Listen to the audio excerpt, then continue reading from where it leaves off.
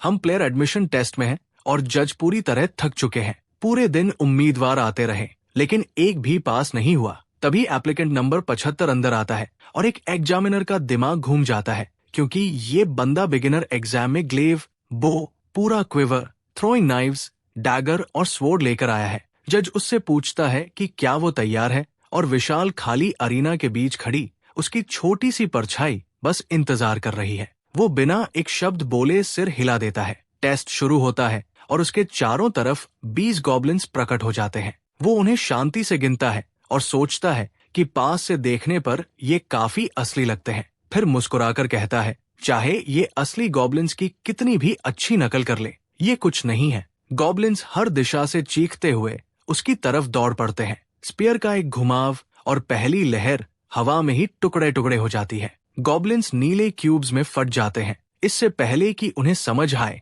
कि उन्हें मारा किसने। इन राक्षसों की हिम्मत उतनी ही देर चली जितनी मेरी एक्स के साथ रिलेशनशिप चली थी। उसका एक वार पूरे झुंड को बॉलिंग पिन्स की तरह हवा में उछाल देता है। बिना पीछे मुड़े उसका हाथ पहले ही थ्रोइंग नाइव्स पर पहुंच चुका होता है। नाइव्स लाल चमक के साथ उसके हाथ से निकलती है और हर गॉब्लिन जमीन पर कील की तरह चिपक जाता है। बचे हुए गॉब्लिन्स अपने फंसे हुए साथियों को देखते हैं और तुरंत उल्टी दिशा में भागने लगते हैं, लेकिन वो पहले ही बोन निकाल चुका होता है और कहता है कि भागने का कोई फायदा नहीं। एरो एक गॉब्लिन के चेहरे के पास से गुजरती है इससे पहले कि वो पूरी तरह मुड़ भी पाए, और उसकी आर्चरी इतनी सटीक इसलिए है क्योंकि उसे सिखाने वाला मशहूर मार्क्समैन गिलबर्ट ग्रिम था। एक पल के लिए ऐसा लगता है जैसे खुद वही लेजेंड उसके जरिए निशाना लगा रहा हो। आखिरी बचे गॉब्लिन्स दांत भींच लेते हैं। अगर मरना ही है तो लड़ते हुए मरेंगे। वो शांति से बो वापस रखता है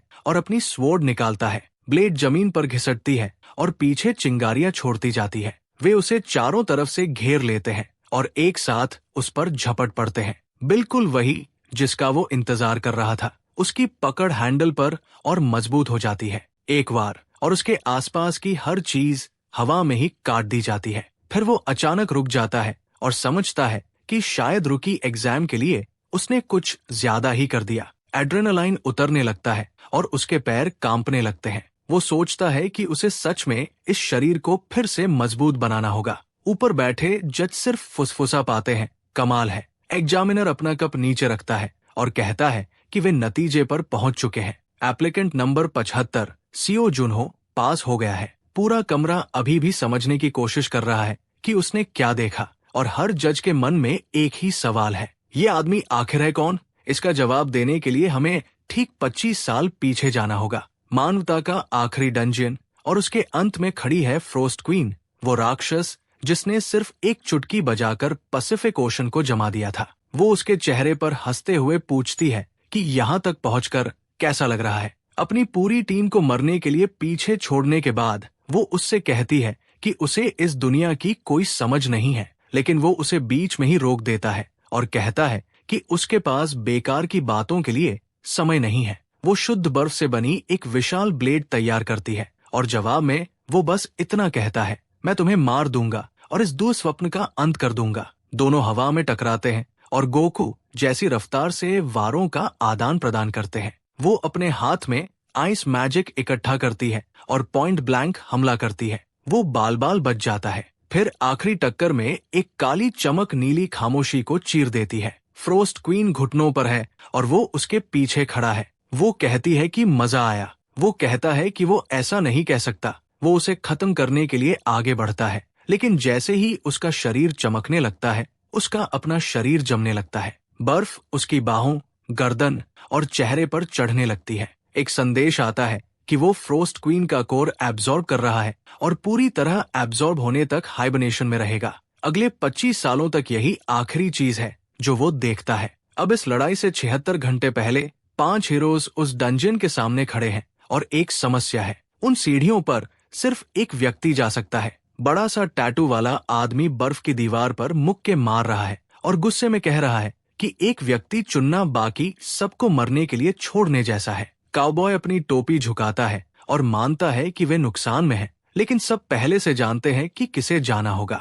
यहाँ तक कि बड़ा आदमी भी मान जाता है। स्पेक्टर जैसा कोई दूसरा नहीं है। लड़की भी सहमत हो जाती है और बस ऐसे ही 4 लोग अपनी जान एक आदमी के हाथों में सौंप देते हैं। पूरी टीम उसकी तरफ मुड़कर खड़ी होती है और कहती है कि उनकी मौत बेकार नहीं जाएगी। वो बड़बड़ाता है कि बहुत कम लोग उसे अपना दोस्त कहेंगे। काउबॉय बस मुस्कुराता है और कहता है कि वे मौत तक उसका साथ देंगे। हीलर मुस्कुराकर कहती है कि इनमें से कुछ भी व्यर्थ नहीं जाएगा, और उसके मुंह से सिर्फ इतना निकलता है, तुम लोग। फिर माफी मांगकर वो अकेला उन सीढ़ियों पर चढ़ जाता है। 25 साल बाद साल 2024 है और हम एक म्यूजियम एग्जिबिट में हैं, जो उन राक्षसों के बारे में है जिन्हें मानवता अब तक हरा नहीं सकी। एक प्रेजेंटर समझा रही है कि कैसे फ्रोस्ट क्वीन ने सिर्फ उंगलियां चटकाकर पैसिफिक ओशन को जमा दिया था, और कैसे 5 लेजेंड्स उसे रोकने के लिए एंटार्क्टिका गए थे। वे पांचों यही प्रदर्शित है, बर्फ में जमे हुए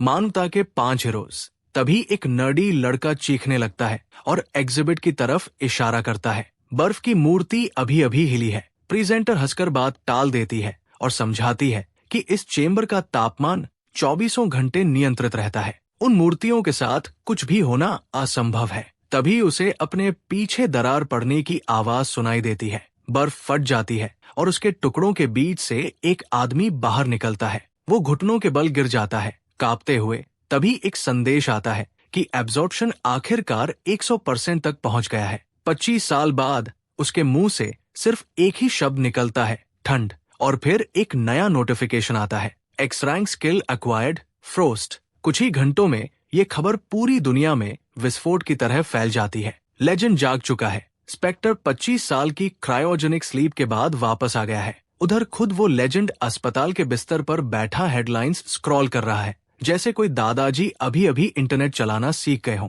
25 साल बीत चुके हैं। वो मुट्ठी बनाने की कोशिश करता है, लेकिन उसकी उंगलियां ठीक से बंद भी नहीं हो पाती। तभी डॉक्टर अंदर आते हैं और बताते हैं कि प्लेयर एसोसिएशन का प्रेसिडेंट उससे मिलने आने वाला है। जोनो को ये बात बिल्कुल पसंद नहीं आती। अगर वो कोई जान पहचान वाला नहीं हुआ तो वो उसे तुरंत वापस भेज देगा। लेकिन डॉक्टर बताते हैं कि वो आदमी स्पेक्टर से पहले अक्सर बात किया करता था, उसका करीबी दोस्त था। और जब वो आदमी आता है तो जोनो उसे तुरंत पहचान लेता है। वो शिमुक है, और जैसा उसने 25 साल पहले मजाक में कहा था, वो सचमुच पूरा गंजा हो चुका है। 25 साल बाद की मुलाकात में वो सबसे पहले यही बात कहता है। शिमुक गुस्से से भर जाता है और कहता है कि उससे भावुक पल की उम्मीद करना ही बेवकूफी थी। जब दोनों अकेले रह जाते हैं तो जोनो असली सवाल पूछता है, अगर युद्ध खत्म हो चुका है तो सब लोग इतने अजीब व्यवहार क्यों कर रहे हैं? तब शिमुक समझाता है, जिस दिन फ्रोस्ट क्वीन मारी गई थी,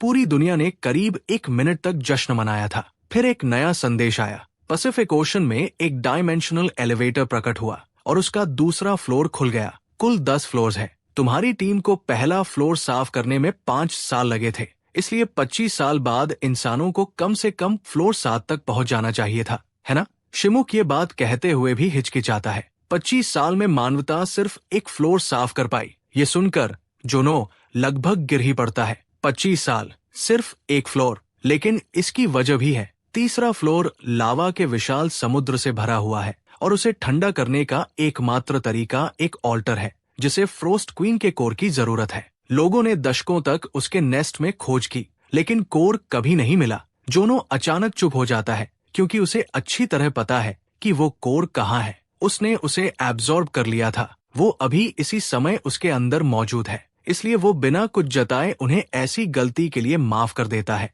जो उन्होंने कभी की ही नहीं थी। बाद में वह चुपके से हिस्ट्री म्यूजियम पहुंचता है और वहां वे चारों मौजूद हैं। उसके दोस्त अब भी बर्फ में जमे हुए, जैसे कोई ट्रॉफी हो। वो उनके पास बैठता है, देर से आने के लिए माफी मांगता है और उनसे साथ में ड्रिंक करने को कहता है। लेकिन जैसे ही वो बर्फ को छूता है, एक संदेश दिखाई देता है। स्किल फ्रोस्ट एक्स उन्हें इस जमी हुई कैद से मुक्त कर सकती है, लेकिन उसका मैजिक स्टैट बहुत कम है। Seal removal failed. हाइबरनेशन के बाद उसके सारे स्टैट्स फिर से लेवल 1 पर लौट आए हैं, लेकिन एलिवेटर का हर साफ किया हुआ फ्लोर स्थायी बूस्ट देता है। इसलिए योजना अपने आप बन जाती है। टावर पर चढ़ो, मैजिक बढ़ाओ, बर्फ पिघलाओ और अपने दोस्तों को घर वापस लाओ। वो शिमुक से कहता है कि वो फिर से प्लेयर बनने वाला है। शिमुक को ये बिल्कुल पसंद नहीं आता। डीमंस, यानी वे क्रिमिनल प्लेयर्स जिन्होंने दुनिया भर में आतंक मचा रखा है, अब भी स्पेक्टर को मारने के लिए पागल है। सुरक्षित रहने का एकमात्र तरीका नई पहचान अपनाना है।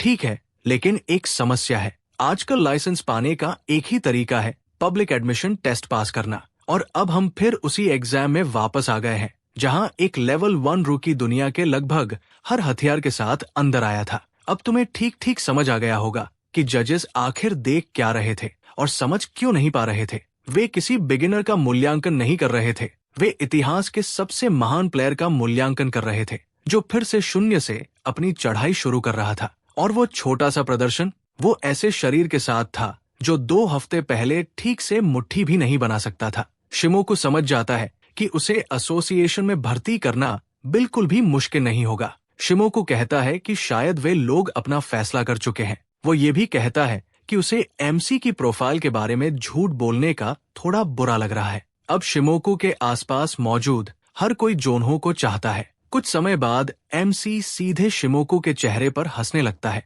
जिससे वो और ज्यादा चिढ़ जाता है। प्रोटैगनिस्ट जंक फूड खा रहा है, कोक पी रहा है और इस बात पर चर्चा कर रहा है कि वो नॉवल कितना पागलपन भरा है। यहाँ तक कि शिमोकू को भी मानना पड़ता है कि वो सही कह रहा है। ये विश्वास करना मुश्किल है कि दुनिया का सबसे मशहूर प्लेयर, जिसे हर कोई आदर्श मानता है, अस्पताल से निकलने के सिर्फ 2 दिन बाद ऐसा व्यवहार कर रहा है। स्पेक्टर सच में बहुत आलसी आदमी है। शिमोकू खुद से कहता है कि उसे बस ये सब सहना होगा, लेकिन तभी एमसी अचानक गालियां देने लगता है और फिर हैरानी से चिल्ला उठता है। शिमोकू पूछता है कि वो क्या पढ़ रहा है और जोनो बताता है कि नॉवल का मेन कैरेक्टर एक प्रीस्ट है जो लोगों को हील करने के बजाय सिर्फ लड़ाई करता रहता है। शिमोका पूछता है कि क्या वो पागल है और जोनो खुद भी इससे सहमत हो जाता है। फिर भी शिमोका उसे बैठने के लिए कहता है क्योंकि वह वे चीजें लेकर आया है जिनकी प्रोटैगनिस्ट ने मांग की थी। ये सुनते ही एमसी का पूरा ध्यान